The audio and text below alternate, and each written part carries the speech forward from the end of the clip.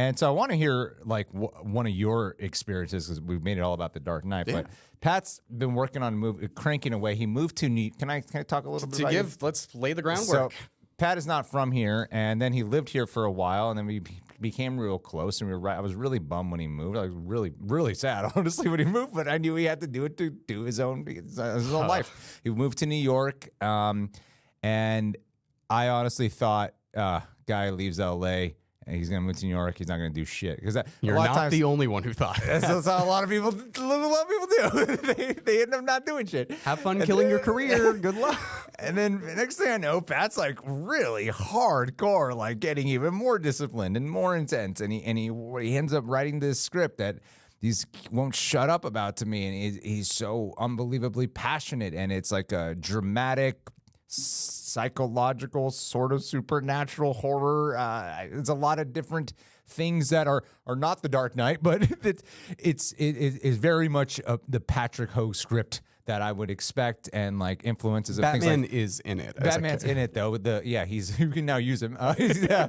But like things like Hereditary, Talk to Me, Babadook, Cabin in the Woods. A lot of these kind of genre. It's A24ish horror kind of film. Elevated horror is the weird term, but also can't help but kind of have like a little glottal label to that. But we could show a nice little JPEG on screen, but we have this poster here of The Dread, my debut feature film that is not filmed yet, but we are in the process. This is me doing my first marketing campaign, but can I be totally honest with you? When you first had The Dread in your title, when you first pitched it, I thought that was like, my God, Pat, that could be such a pretentious ass, silly, stupid title. I don't know what you're thinking, but I'll read your dumb script. And then I read it and I was like, no, this works. It's very much the line between B movie schlock and pretentious, like full of himself. Like that's my vibe, where it's like I take myself too seriously and I don't take myself seriously enough. I had a long conversation with John about that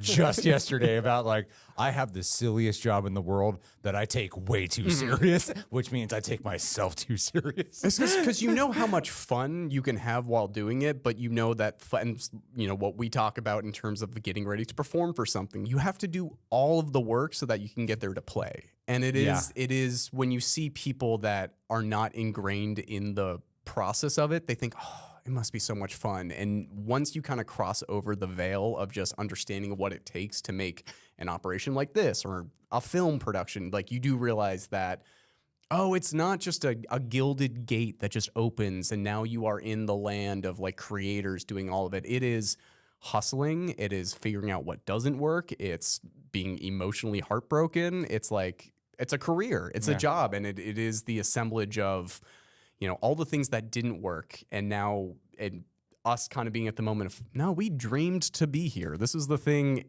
And like, there are those days where I'm like, oh, I'm exhausted. I have to fly to LA to promote my like movie that I'm trying.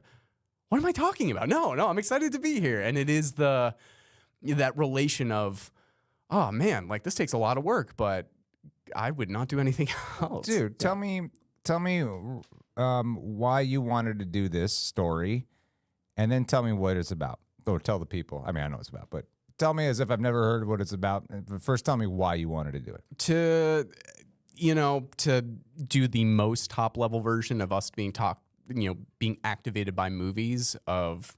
This is a movie about someone that I relate to in terms of a main character that needs other people to understand that they understand him. Like it's just that feeling of, man, and it sounds so simple, but it really is until you know what you kind of want to make. Like this phrase of, oh, I'm making a movie for me. Like this is a movie that I really wish 13-year-old me could like see in terms of, oh, somebody does get me in that.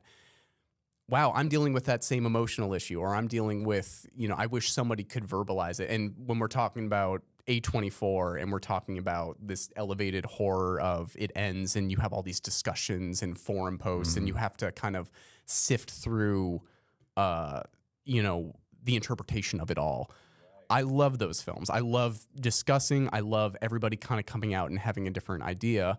And on the opposite end, I love Friday the 13th. I love Nightmare on Elm Street. I love when it's just blood for blood's sake. Like, horror is just this range of just something that I've been drawn to, not consciously, but just kind of instinctually, in terms of letting people suffer for me to kind of learn from those lessons. And for me, this is a film that I really want to exist in the middle of that. Of it's, you know, without getting too much into it yet, it's about a blood ritual, it's time travel, it's flowing, it's very much like, no, you're getting the Outer Limits, Twilight Zone kind of freak of the week vibe to it, but then having this strong thematic core that is, you know, a personification of trauma, like, you know, Hereditary and, like, you know, Ari Aster, Robert Eggers films, or Jordan Peele especially, are really good at being, let's be interpretive with how you feel. And then a lot of those films, people can come out of it triumphant, or they can come out of it very, you know, despondent. Like, there's a very nihilistic view, and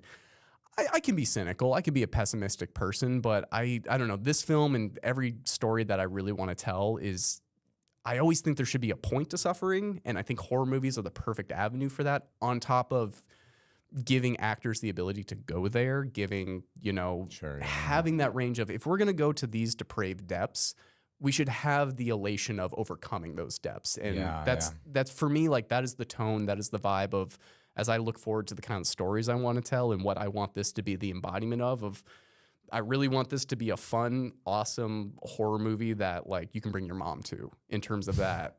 We come out of it and you're like, huh, there's some stressful moments, but it was worth it in the end. Yeah. Without getting into anything about what it's about. What it's about. I like that. I like that a lot. I like hearing what moves you. Yeah. To give the kind of log line, like, initial pitch, The Dread is about a young man who turns to a sinister time travel ritual in order to prevent a traumatic moment in their life they know as the dread. But as they go back throughout their life, they start to realize they might be a little bit more responsible for this dread than they previously believed. So basically, it's A Wonderful Life, someone reflecting on their life mixed with Evil Dead 2. That's the comparison I'm using, where it's about a young man, kind of, without getting too spoilers, starting in media res of, he's turning to this time travel blood ritual to stop this trauma from his past. And he has somebody who's kind of instigating this ritual, who's giving him the tools he needs to do it. But as he goes back to all these moments that have been kind of fueled by this trauma and been fueled by this anger, he's going back to them with a new perspective. And each time he's able to go to these moments that ended terribly, they actually resolve with a conversation. They resolve with an empathy. And for me, that's my philosophy of just the ultimate failure of anything is not being willing to listen to somebody else. The ultimate failure of just everything wrong in society comes down to, like, oh, I'm not listening to you. I'm not seeing it from your perspective. I might not agree. I might, like, but empathy like, I've had so many moments in my life of, I lead trying to, like, be a nice guy, and I try to, you know, do the best I can to not hurt people, or, you know, and then I have moments where someone's like, hey, you know, that kind of hurt me, or, like, made mistakes, and me feeling that defensiveness of, like, no, I led with compassion. What are you talking about? But removing yourself and seeing it from their perspective and understanding it's like, it's only because I'm in my own head that I thought I did the right thing. Taking that moment to kind of have empathy and see it from other people's perspectives makes me grow as a person, makes me, you know, see that we're all just trying to figure it out together. And that's very kind of top level. That's very, like, you know, kind of psychological in that way. But it's a movie that's kind of the embodiment of that, of somebody so closed off to other people's mindsets that they have to turn to something like an evil blood ritual to be able to, like, prove their point. And that's, you know, like, that's me trying to find that balance of, it's a horror movie, it's a blood, it's Evil Dead, it's all that, but it's thematic. It's very much, you know, there's a humanness behind trauma. Like, I don't know, like, it's all these ideas that are fit into what I hope is a 90-minute, like, little cabin in the woods thriller that has some expansive themes and all that. But it's me kind of feeling like I have something to say for the first time. Like, I've written a lot of scripts before, I've made short films, but it's now kind of channeled through, oh, that's the kind of message I needed to hear. And the best way to kind of, for me to get that message is Friday the 13th, but with a little thematic underpinning to it.